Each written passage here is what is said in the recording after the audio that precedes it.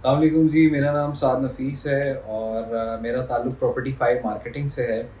और इस उम्मीद के साथ एक नई वीडियो के साथ हाज़िर हूँ कि आप लोग सब खैरियत से होंगे और अपनी बेहतरीन सेहत के साथ अपनी ज़िंदगी गुज़ार रहे होंगे। आज का थोड़ा-सा जो टॉपिक है या थोड़ी वीडियो जो है वो थोड़ी-सी कैलकुलेशन की है कि हम लोग कैलकुलेशन करने जा रहे हैं इस टाइम कमर्शियल प्लॉट की और कमर्शियल प्लॉट के ऊपर कंस्ट्रक्शन की और उसकी रिटर्न की। अब मैं किसी स्पेसिफिक सोसाइटी के लिए ये बात नहीं करने जा रहा कि आप कहाँ पे प्लॉट लें और कहाँ पे नहीं लें। कमर्शियल प्लॉट का रिटर्न ज़रा समझ लें। ज़्यादा लंबी वीडियो नहीं होगी, देख लेंगे तो फ़ायदा होगा इस चीज़ का। अब कमर्शियल प्लॉट की कैलकुलेशन देखें क्या है। आप कमर्शियल प्लॉट लेते हैं, लेट्स सपोज़ कि आप 4 मरले का प्लॉट लेते हैं। 4 मरले का नॉर्मल जो साइज़ होता है वो 30 बाई 30 होता है या 30 बाई 35 होता है। उसके ऊपर ग्राउंड प्लस 3 होता है या ग्राउंड प्लस 5 होता है। कुछ जगहों पे सीडीए में ग्राउंड प्लस 3 और ग्राउंड प्लस 5 होता है, आरडीए में ग्राउंड प्लस 2 ग्राउंड प्लस 3 होता है।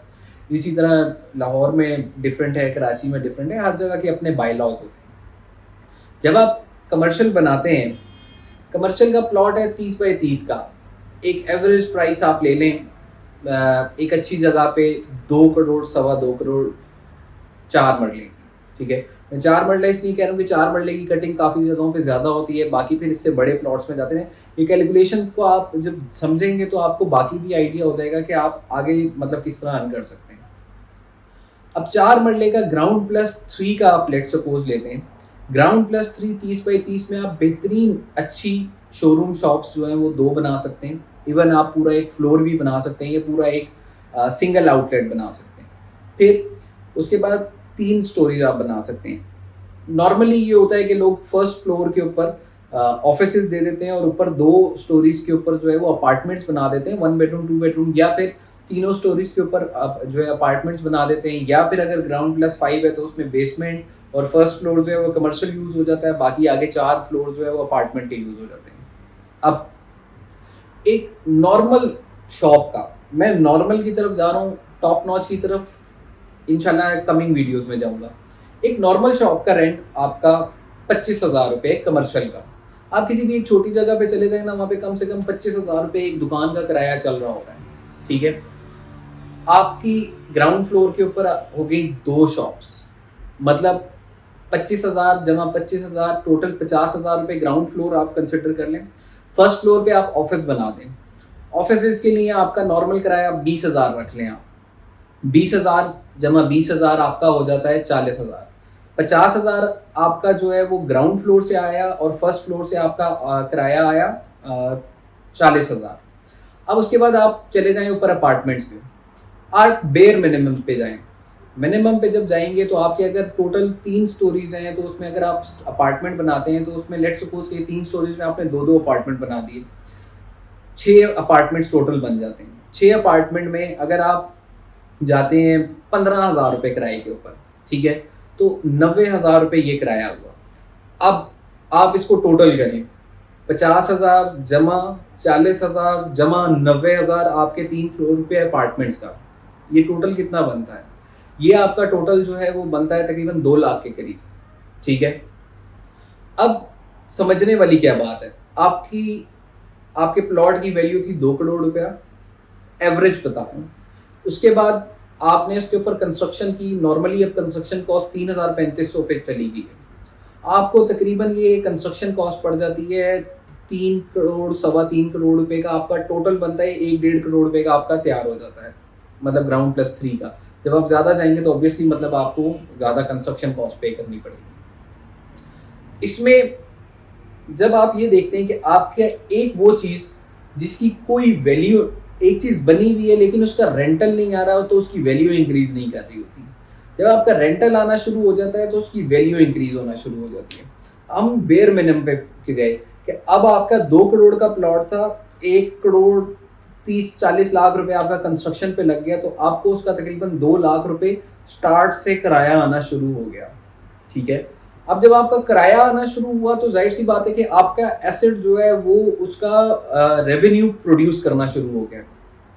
जब रेवेन्यू प्रोड्यूस होना शुरू हो जाता है तो आपके एसेट की वैल्यू बढ़ती है, फिर आपके प्लॉट की वैल्यू भी बढ़ेगी, आपके कमर्शियल यूनिट की भी वैल्यू बढ़ेगी, आपके अपार्टमेंट की वैल्यू भी बढ़ेगी। अब आप ये देखें कि पूरी दुनिया में आप बहुत अच्छी जगहों पे रेंटल पे जाते हैं तो आपकी इन्वेस्टमेंट का टोटल 0.5 से 0.7%, मतलब करोड़ के पीछे 70,000 रुपये अगर आपको किराया आ रहा है तो ये जेन्युइन अगर बात है, स्पेकुलेटिव मार्केट नहीं है, बैंक इन्वेस्टमेंट नहीं है, एक जेन्युइन रेंटल जो आ रहा है वो तकरीबन 70,000 से 80,000 है, तो एक बहुत अच्छा रेंटल है।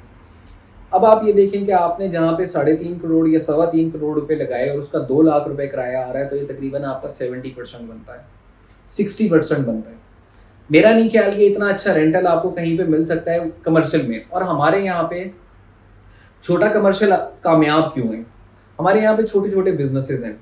आप बैंक को मत कंसिडर करें, बैंक एक अच्छा बिजनेस आ जाता है। आप छोटे बिजनेस पे जाएं, आप ग्रोसरी स्टोर के ऊपर चले जाएं, आप फार्मास्यूटिकल कंपनी के ऊपर चले जाएं, आपका फार्मेसी स्टोर पे चले जाएं, आपका दूध दही की दुकान के ऊपर चले जाएं। ये छोटे छोटे बिजनेसेस हैं जो हमारी डेली बेसिस, आप तंदूर के ऊपर चले जाएं, ठीक है। ये वो बिजनेसेस हैं जो हमारी डेली नीड्स का एक पार्ट है। जब आपके ये कमर्शियल कामयाब होते हैं, और मैंने नहीं देखा कि कोई कमर्शियल का कोई भी ऐसी जगह, अच्छी जगह का कमर्शियल खाली पड़ा हुआ हो। कोई ऐसा हो तो ज़रूर बताइएगा। अब जब वो खाली नहीं पड़ा हुआ तो मतलब उसमें ये है कि आपके पास कमर्शियल एक्टिविटी है और उस कमर्शियल एक्टिविटी को कामयाब कर रहा होता है आपका रेजिडेंशियल। जब आपका रेजिडेंशियल एक्टिविटी बढ़ती है तो कमर्शियल आपको ऑटोमेटिकली कामयाब हो जाता है। तो आप ये देखें कि आप जब ये छोटी सी कैलकुलेशन करेंगे तो आपको ये समझ आएगी कि कमर्शियल की इन्वेस्टमेंट क्यों अच्छी है। जिधर आपने 3 करोड़ रुपया प्लॉट पे लेके एक दफ़ा बाउंड कर देना है, उतना आप एक अच्छी जगह पे कमर्शियल प्लॉट छोटा लेके उसको बना लें। बनाने का फ़ायदा क्या होगा कि आपको रेंटल आना शुरू हो जाएगा। पाकिस्तान में अगर आपका 2 लाख रुपए अगर कहीं से रेंटल आ रहा है और आपकी ऐसी इनकम है तो मेरे ख्याल में कि आप एक अच्छी लाइफ गुजार सकते हैं। हमारे यहाँ पे पर कैपिटा इनकम बहुत कम है, तो हमारे ज़्यादातर मिडिल क्लास और लोअर मिडिल क्लास लोग हैं, तो वहाँ पे 2 लाख से एक आपका अच्छा गुजारा हो जाता है। फिर ऑब्वियसली जब आप इनकम जनरेट करना शुरू करते हैं तो आपको इसमें इंक्रीज भी मिल रहा होता है। तो आज की वीडियो का मकसद ये था कि आप अगर इन्वेस्टमेंट करते हैं और आप प्योरली इन्वेस्टमेंट करना चाहते हैं तो इन्वेस्टमेंट में आपके पास कैपिटल भी है, तो ऐसी जगह पे इन्वेस्टमेंट करें, ऐसी चीज़ में इन्वेस्टमेंट करें जहाँ से आपको रिटर्न आए। उस इन्वेस्टमेंट का क्या फ़ायदा कि जहाँ पे आपने पैसे लेके बाउंड कर दिए और 2 साल में उसकी एप्रिसिएशन कुछ भी नहीं हुई है, अल्टीमेटली आप प्लॉट बेचने जाते हैं तो बिकता नहीं है। इसलिए हमेशा से ऐसी इन्वेस्टमेंट का इंतखाब करें जहाँ से आपको फ़ायदा हो। बाकी इन्वेस्टमेंट ऑप्शंस और क्या होना चाहिए इसके लिए हमारी कंसल्टेंसी बिल्कुल फ्री है। आप कोई कंसल्टेंसी लेना चाहते हैं आप प्लीज़ हमें कांटेक्ट करें, हमारे चैनल को सब्सक्राइब करें, हमारे फेसबुक, इंस्टाग्राम, लिंक्डइन पे पेजेस हैं, आप हमें वहाँ कांटेक्ट कर सकते हैं और मेरी टीम के साथ रब्ता करें। तब तक अपना ख्याल रखिएगा, इस उम्मीद के साथ कि हम दोबारा एक नई वीडियो के साथ हाजिर होंगे। फ़ी अमान अल्लाह, अल्लाह हाफ़िज़।